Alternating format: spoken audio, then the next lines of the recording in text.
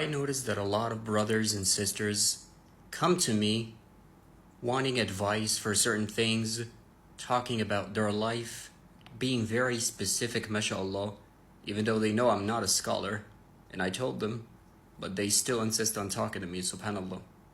Well, first of all, I would like to say thank you so much for everyone that trusts me. Now, notice that every time I ask them to talk to Allah subhanahu wa ta'ala, tell Him, ask for His guidance, they say, we've been doing that. We've been doing that. But it's been so long, nothing happens, whatever it could be. But then I noticed that when they speak to me, a servant, they're crying. They have so much emotion. They even send voice notes to me. How so much their life became so difficult. All of those things. But when they talk to Allah subhanahu wa ta'ala for His guidance, it's more, Ya Allah, please guide me. Please, I am so tired. Please show me. Please help me.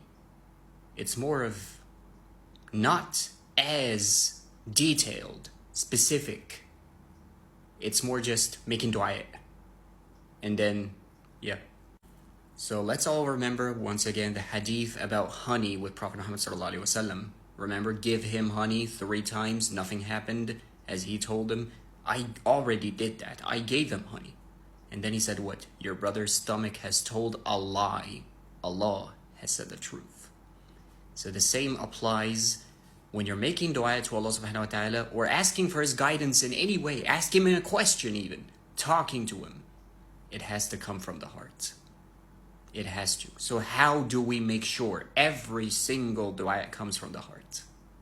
The way I tell those brothers and sisters, and I guess all of us as well, is the same way you just spoke to a servant of Allah subhanahu wa ta'ala. I want you to speak the exact same way you spoke to me with all of those emotions and crying to Allah subhanahu wa ta'ala. That's how we should properly speak to Allah subhanahu wa ta'ala, guys. I find that so many of us, for some reason, are very shy of speaking to Allah. Why? Because we can't see Him? Because we can't feel Him? I'm just going to give you a little example of what I do when I say I speak with Allah subhanahu wa ta'ala 24/7. Just a little example to show you what I mean when I say I speak with Him literally as if He's my imaginary friend. Subhanallah. And ignore the people that tell you, by the way, because I have seen sisters, especially sisters, that say they speak with Allah as if He's their imaginary friend. And I tell them, that's beautiful. They say, well, people think I'm crazy for that, or it's stupid or whatever. What? Not at all. That's a beautiful, rare thing, by the way. If anyone says that, by the way, they're probably jealous of you. So this is how I speak to Allah subhanahu wa ta'ala 24/7. We're going to order something.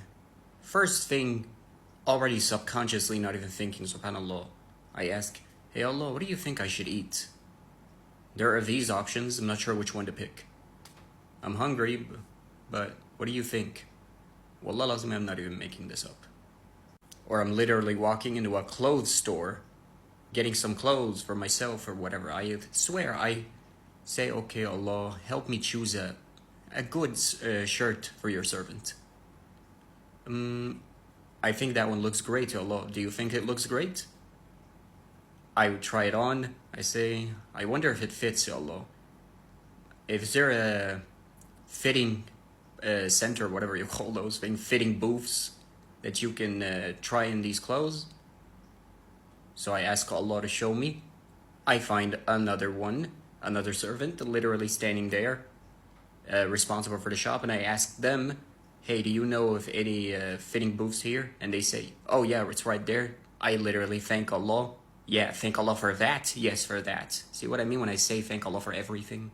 Even the small things or the bad things. So then I try it on. I look in the mirror. Oh wow, Ya Allah, that actually looks good on me. Hey, but do you think I should buy that one? Or should I wait for another one? Maybe there's a better one that you want for me. And I swear, I then feel, yeah, maybe Allah, there is a better one. It's the heart, guys. Yaqeen is all about the heart. There is no eyes. It's all heart. Nothing to do with the events unfolding in front of you. You could see the world burning, but your heart sees something different. Like Prophet Musa alayhi salam seeing a child slaughtered in front of him by Khidr. See what I mean? That's the eyes seeing it. Or seeing a ship being sunk right in front of him. See what I mean? Eyes can be deceiving. Heart can never deceive you. Your eyes can most certainly deceive you. And that's part of having the yaqeen. You need to use just your heart. No eyes. SubhanAllah. Just trust in Allah. No eyes, all heart. As you can clearly see with the Prophet Musa's story with Khidr about patience. Yeah, you think you saw a child slaughtered in front of you. You think you saw a ship being sunk with innocent people in it. But no, you're wrong. That's not what actually happened. It's because that child was actually going to turn into a kafir, and he was going to misguide his parents that were devout, righteous people for Allah subhanahu wa ta'ala, and they were going to turn into kuffar because of their child. So Allah decided to replace that child. Would you have thought of that with your eyes? No, you wouldn't have. There's even the part about the Masih al-Dajjal, showing you it really is about your heart, not your eyes. Your eyes are not going to do you any good when it comes to the Dajjal. SubhanAllah, may Allah protect us from the fitna of the Dajjal. So, he's going to revive your loved ones right in front of your eyes. He has fire with him, which is actually just cold water. And he has heaven with him, which is actually the fire. And you're going to look at him. Your eyes are going to be deceiving everything, but your heart knows the truth. You see the word kafir on his forehead because of your heart, not your eyes. That's why also Allah subhanahu wa ta'ala said it's not the eyes that are blind, but the heart.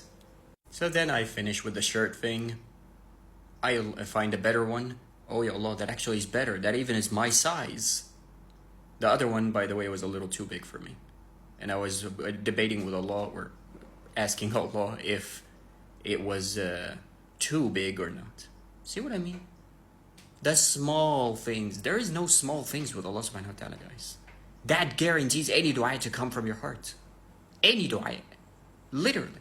If you already speak with him 24/7, then how can your dua not be sincere? See? So here's another story to once again show you how I speak with Allah, and I want all of us to speak that way to Allah subhanahu wa ta'ala. One of my nurses, remember I'm a dentist, I was working on a case, and the nurse came to me. She was so distressed because she misplaced one of the instruments, and she was going to be in big trouble because of it. So she was basically getting all emotional. I don't know where it is. I don't know where it is. And I calmed her down and I said, when I finished my case, of course, don't worry, we'll find it. And immediately, first thing, by the way, when I'm even operating on patients, I also speak with Allah and thanking him for every little step that I'm doing. SubhanAllah. Don't worry, we'll find it. So, Ya Allah, please find the instrument that she's looking for. Don't even know what the instrument is. Please find it. So she tells me what the instrument is. And Ya Allah, please find that instrument. I know you're going to find it. So we start looking. And here's the thing we also need to know, guys. Here's the thing we also need to know, guys. Whenever you ask Allah subhanahu wa ta'ala for something, know He's going to test you first to see how serious you are. So I already know, because I've been in very difficult tests all of my life. And Allah subhanahu wa ta'ala literally, at this point I might as well say, did the same thing with Prophet Uzair. Remember when he was walking by a destroyed village and he was wondering how is Allah going to revive such a dead village like that? So Allah allowed him to die 100 years forward and basically showed him that nothing has aged. What did he say? أعلم أن الله على كل شيء قدير. I now firmly believe 100% Allah is the all capable. Yeah, I've had that situation multiple times. SubhanAllah. So I saw unbelievable things from Allah subhanahu wa ta'ala with my own eyes, is what I'm basically saying. So, back to the story. I talk with Allah subhanahu wa ta'ala. I know He's going to test me first. So then, The nurse says, I looked everywhere, Dr. Ahmed, you don't understand. I already looked everywhere. I said, don't worry, we'll find it. So I look exactly where she was looking, well, both of us. And of course, I already know he's going to test me, so it's going to be a bunch of false hope as a test. And we're looking, we find nothing. Then, another thing we need to know, guys, he gives you a false sense of hope as a test to see if you're going to keep going or stop. So, I literally get a thought all of a sudden. Did you maybe place it in the trash? And she even goes, you're right, it must be in the trash. So of course you're thinking, so that was a thought from Allah subhanahu wa ta'ala, and it was a thought from him. But it was a test thought. Because we go to the trash, we find the cleaner, and they say, oh, I might have already thrown the trash out.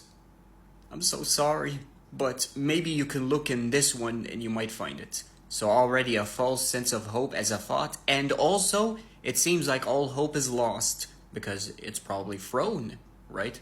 It's been disposed of. Oh no. But we press on, or I press on, and I tell her, don't worry, we're going to find it. And she's obviously being distressed at this point. We're looking, we find nothing in the trash. So now it seems like, well, I honestly am not sure where else to look at Allah. By the way, the whole time I was speaking with Allah subhanahu wa ta'ala in my thoughts. So I decide, okay, Allah, I know you're still going to find it. So I kept going. I said, I know you're going to find it, Ya Allah, but I need to get back to my patients.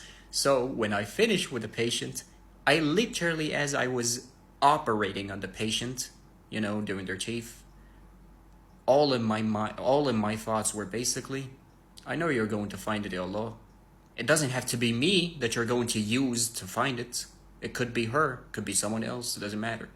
And I swear to you, not long after, I suddenly hear the nurse go, Dr. Ahmed, I found it. You found it?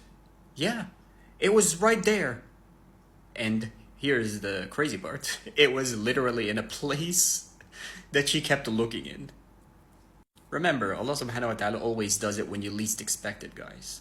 Another thing, always when you least expect it. Not when you don't expect it. Well, yeah, I guess, but it's also when you least expect it. In other words, he loves surprises. So know that. And I literally say, see, I told you were going to find it. And of course, at the same time, it's not even me. I'm literally thanking Allah. Yep. Subhanaka Rabb, I knew you were going to find it. I knew it. Now I get back to my patient. Subhanallah. There are so many stories. If you would like to know them, obviously, let me know. But for now, the point of the video. So, as we said, so when you speak to Allah subhanahu wa ta'ala, guys, don't speak in certain codes. There is no certain codes. Don't be shy. Why are you shy? Speak to him the same way you speak to a servant. You know what? You know those late night phone calls you have with your best friends? Hours on the phone. Hours. How is life? It's so great. Man, I miss you. I want to see you. Man, I want to see you too. Let's hang out tomorrow. Those late night phone calls. Have that with Allah subhanahu wa ta'ala. Instead, I find you're just on a prayer mat. Ya Allah, please guide me, please guide me, please guide me. Probably for like 1 minute, and that's it. But when it's with a servant, hours talking about your problems, hours. See my point? Remember that Allah subhanahu wa ta'ala's name is also the listener and not just the all-knowing, guys. Don't you think it would not make any sense? If he's the all-knowing, that means he already knows what you're going to say. Because he knows everything. He saw everything. So he already knows what you're going to say. So why would there be another name? The listener. Because even though he knew you were going to come to him, what you're going to say, he also established his name as the listener because he loves to still listen to you. Subhanallah. So give him something beautiful to listen to. Show him your emotions. Show him your emotions like you show to a servant of his. Show him those emotions. Subhanallah. With another servant, yes, but also show him those emotions. Don't speak in codes. And you can mix in some of those prophets' du'as. يا حي يا قيوم برحمتك أستغيث أصلح لي شأني كله لا تكلني لنفسي طرفة عين ربي إني مغلوب فانتصر.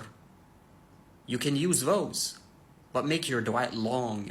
Talk about with your emotions like you talk to another servant with those emotions. Don't be shy. What's there to be shy about? And you will immediately calm down, even if your entire life is burning down as we speak. You're going to calm down if you do this exactly that. Why? Just like the hadith about honey.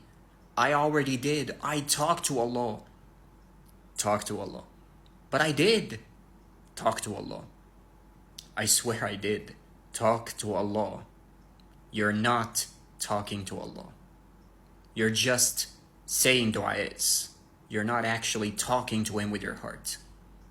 Do it. Okay, I did. And what happened? I calmed down. Subhanallah. Why? Because this time your heart spoke the truth. Because you eliminated your shyness from Allah subhanahu wa ta'ala. Because you eliminated doubts by speaking to him in every emotion you spoke to with another servant. And not simply, Ya Allah, please help me, please guide me, even with emotions. Subhanallah. So speak to Allah subhanahu wa ta'ala as if he's your imaginary friend. Because he is your friend. Subhanallah. And no one's gonna want to listen to you for hours, years, more than him.